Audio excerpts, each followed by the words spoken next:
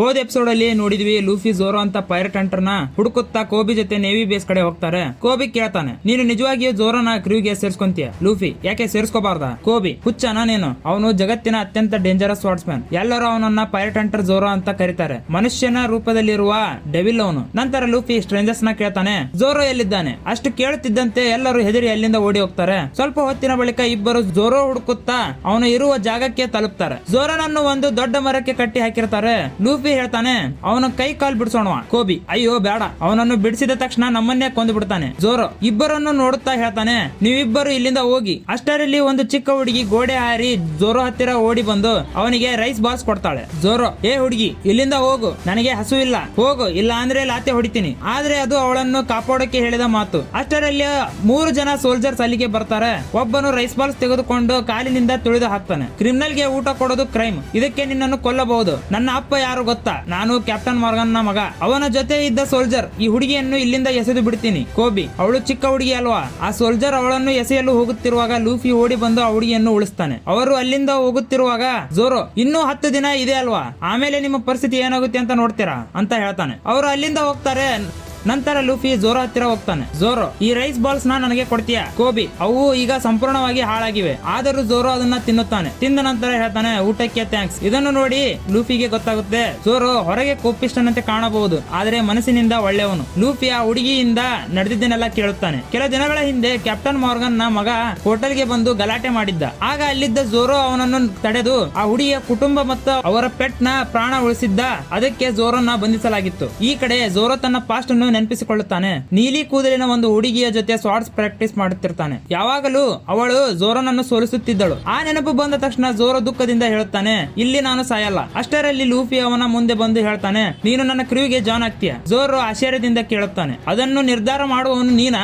Luffy ನಗುತ್ತಾ ಹೇಳ್ತಾನೆ, ನಿನ್ನ ಸ್ವಾರ್ಡ್ಸ್ ನ ಹಿಂತಿರುಗಿ ಕೊಟ್ಟರೆ ನನ್ನ ಟೀಮ್ ಜಾನ್ ಆಗ್ತೀಯ? ಝೋರೋ ನೇರವಾಗಿ ಇಲ್ಲ ಎಂದು ಹೇಳ್ಬಿಡ್ತಾನೆ. ಆದ್ರೆ ಲೂಫಿ ಅವನ ಸ್ವಾರ್ಡ್ಸ್ ನ ತರಲು ಓಡೋಗ್ತಾನೆ. ಆದ್ರೆ ತಪ್ಪು ದಿಕ್ಕಿನಲ್ಲಿ ಹೋಗ್ತಿರುವಾಗ ಝೋರೋ ಹೇಳ್ತಾನೆ, ಅದು ತಪ್ಪು ದಿಕ್ಕು. ಅಷ್ಟರಲ್ಲಿ ಲೂಫಿ ತನ್ನ ಕೈಯನ್ನು ಉದ್ದವಾಗಿ ಚಾಚಿ ಇನ್ನೊಂದು ದಿಕ್ಕಿಗೆ ಹಾರಿಬಿಡ್ತಾನೆ. ಅದನ್ನು ನೋಡಿದ ಝೋರೋ ಶಾಕ್ ಆಗ್ತಾನೆ. ಇವನು ಯಾರು, ಮನುಷ್ಯನ ಅಥವಾ ಬೇರೆ ಏನಾದ್ರು ಅಂತ ಅನ್ಕೊಂತಾನೆ. ಈ ಕಡೆ ಕ್ಯಾಪ್ಟನ್ ಮಾರ್ಗನ್ ತನ್ನ ಸ್ಟ್ಯಾಚ್ಯೂ ಕೆಲಸ ನೋಡುತ್ತಿರುವಾಗ ಆಗ ಅವನ ಮಗ ಓಡುತ್ತಾ ಬಂದು, ಪಪ್ಪ, ಒಬ್ಬ ಹುಡುಗ ನನ್ನ ಮೇಲೆ ಕೈ ಹಾಕಿದ್ದಾನೆ ಎಂದು ಹೇಳ್ತಾನೆ. ಕ್ಯಾಪ್ಟನ್ ಮಾರ್ಗನ್ ಕೋಪದಿಂದ ಕೇಳುತ್ತಾನೆ, ಆ ಚಿಕ್ಕ ಹುಡುಗಿಯನ್ನು ಕೊಂದ್ಯ? ಅವನ ಮಗ ಗಾಬರಿಯಾಗಿ ಇಲ್ಲ ಎಂದು ಹೇಳ್ತಾನೆ. ಇದನ್ನು ಕೇಳಿದ ಮಾರ್ಗನ್ ಇನ್ನಷ್ಟು ಕೋಪಗೊಂಡು ತನ್ನ ಸೋಲ್ಜರ್ಸ್ ಗೆ ಆದೇಶ ಕೊಡ್ತಾನೆ, ತಕ್ಷಣ ಟೌನ್ ಗೆ ಹೋಗಿ ಆ ಹುಡುಗಿಯನ್ನು ಕೊಂದಿಬಿಡಿ. ಈ ಕಡೆ ಲೂಫಿ ಝೋರೋನ ಸ್ವಾರ್ಡ್ಸ್ ಹುಡುಕುತ್ತಾ ಬೇಸ್ ಮೇಲೆ ತಲುಪ್ತಾನೆ. ಹಾರುತ್ತಾ ನೇರವಾಗಿ ಕ್ಯಾಪ್ಟನ್ ಮಾರ್ಗನ್ ಮುಂದೆ ಇಳಿಯುತ್ತಾನೆ. ಅದನ್ನು ನೋಡಿ ಅಲ್ಲಿದ್ದವರು ಶಾಕ್ ಆಗ್ತಾರೆ. ಇವನು ಗಾಳಿಯಲ್ಲಿ ಹೇಗೆ ಹಾರುತ್ತಿದ್ದಾನೆ? ಅಷ್ಟರಲ್ಲಿ ಲೂಫಿಯಿಂದ ತಪ್ಪಾಗಿ ಸ್ಟ್ಯಾಚ್ಯೂನ ಒಂದು ಭಾಗ ಒಡೆದೋಗುತ್ತೆ. ಲೂಫಿ ನಗುತ್ತಾ, ಸಾರಿ, ತಪ್ಪಾಯ್ತು ಅಂತ ಹೇಳ್ತಾನೆ. ಕ್ಯಾಪ್ಟನ್ ಮಾರ್ಗನ್ ಕೋಪದಿಂದ ಇವನನ್ನು ಹಿಡಿಯಿರಿ ಎಂದು ಆದೇಶ ಕೊಡ್ತಾನೆ. ಆದರೆ ಲೂಫಿ ನೇರವಾಗಿ ಮಾರ್ಗನ್ ನ ಮಗನನ್ನು ಕೈ ಹಿಡಿದು,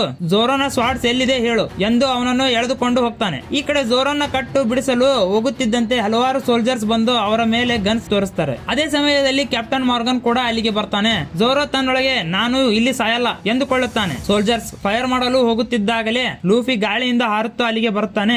ಎಲ್ಲರೂ ಅವನ ಮೇಲೆ ಗುಂಡು ಹಾರಿಸ್ತಾರೆ. ಆದರೆ ಲೂಫಿ ಏನೂ ಆಗುವುದಿಲ್ಲ, ಯಾಕಂದ್ರೆ ಅವನ ದೇಹ ಸಂಪೂರ್ಣ ರಬ್ಬರ್. ಅದನ್ನು ನೋಡಿ ಕ್ಯಾಪ್ಟನ್ ಮಾರ್ಗನ್ ಆಶ್ಚರ್ಯದಿಂದ ಹೇಳ್ತಾನೆ, ಹಾಗಾದ್ರೆ ಇದು ಡೆವಿಲ್ ಫ್ರೂಟ್ ಪವರ್ ನಾ?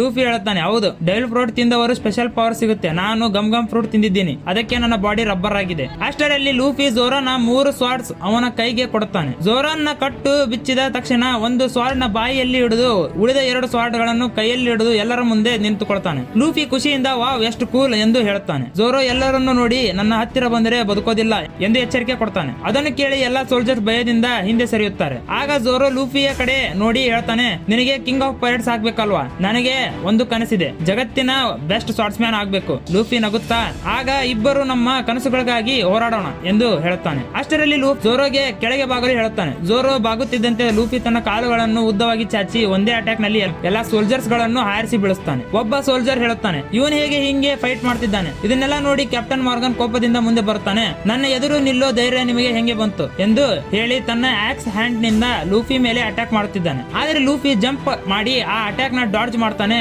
ಮತ್ತು ಮಾರ್ಗನ್ ಮುಖಕ್ಕೆ ಒಂದು ಕಿಕ್ ಹೊಡಿತಾನೆ. ಆ ಹೊಡಿತಕ್ಕೆ ಮಾರ್ಗನ್ ಹಿಂದಕ್ಕೆ ಹೋಗಿ ನೆಲಕ್ಕೆ ಬೀಳುತ್ತಾನೆ. ಅದನ್ನು ನೋಡಿ ಅಲ್ಲಿದ್ದ ಸೋಲ್ಜರ್ಸ್ ಎಲ್ಲರೂ ಶಾಕ್ ಆಗ್ತಾರೆ. ಇವನು ಯಾರು? ನಮ್ಮ ಕ್ಯಾಪ್ಟನ್ ಅನ್ನೇ ಹಿಂದೆ ತಳ್ಳಿಬಿಟ್ಟ. ಅಷ್ಟರಲ್ಲಿ ಮಾರ್ಗನ್ ನ ಮಗ ಹಿಲ್ಮೆಪ್ಪು ಕೋಬಿಯ ತಲೆಗೆ ಗನ್ ತೋರಿಸಿ ನನ್ನ ಅಪ್ಪನನ್ನು ಬಿಟ್ಟು ಬಿಡಿ, ಇಲ್ಲ ಅಂದ್ರೆ ನಿನ್ನ ಫ್ರೆಂಡ್ ಸಾಯಿಸ್ತೀನಿ ಎಂದು ಬೆದರಿಸುತ್ತಾನೆ. ಅದೇ ಕೋಬಿ ಧೈರ್ಯವಾಗಿ ನಾನು ಸತ್ತರೂ ಪರವಾಗಿಲ್ಲ ಲೂಫಿ, ಇವನ ಮಾತು ಕೇಳಬೇಡ ಎಂದು ಹೇಳುತ್ತಾನೆ. ಲೂಫಿ ತನ್ನ ಕೈಯನ್ನು ಉದ್ದವಾಗಿ ಚಾಚಿ ಹಿಲ್ಮಿಪೋಗೆ ಪಂಚ್ ಹೊಡೆಯಲು ಹೋಗುತ್ತಿದ್ದಾಗ ಕ್ಯಾಪ್ಟನ್ ಮಾರ್ಗನ್ ಮತ್ತೆ ಎದ್ದು ಹಿಂದಿನಿಂದ ಲೂಫಿ ಮೇಲೆ ಅಟ್ಯಾಕ್ ಮಾಡ್ತಾನೆ. ಅದೇ ಸಮಯಕ್ಕೆ ಜೋರೋ ಮುಂದೆ ಬಂದು ತನ್ನ 3 ಸ್ವಾರ್ಡ್ ಗಳಿಂದ ಮಾರ್ಗನ್ ನ ಅಟ್ಯಾಕ್ ಅನ್ನು ತಡೆದು ಲೂಫಿಯನ್ನು ಕಾಪಾಡ್ತಾನೆ.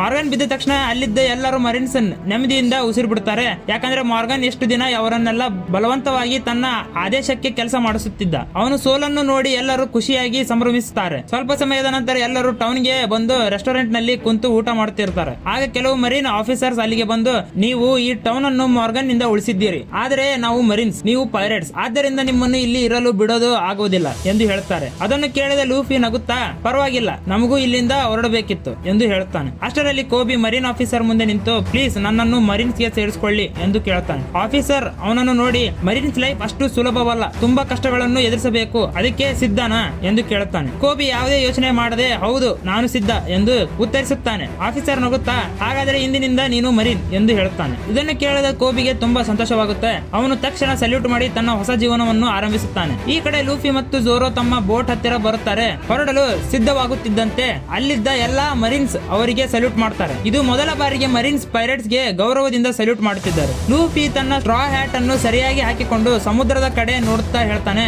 ಏನೇ ಆದ್ರೂ ನಾನು ಕಿಂಗ್ ಆಫ್ ಪೈರೇಟ್ಸ್ ಆಗೇ ತೀರುತ್ತೇನೆ. ನಾನು ಕೊಟ್ಟ ಮಾತನ್ನು ಖಂಡಿತ ಉಳಿಸಿಕೊಳ್ಳುತ್ತೇನೆ. ನನ್ನದೇ ಕ್ರೂ ಕಟ್ಟುತ್ತೇನೆ. ಒನ್ ಪೀಸ್ ಟ್ರೆಜರ್ ಕೂಡ ಖಂಡಿತ ಕಂಡು ಹಿಡಿಯುತ್ತೇನೆ.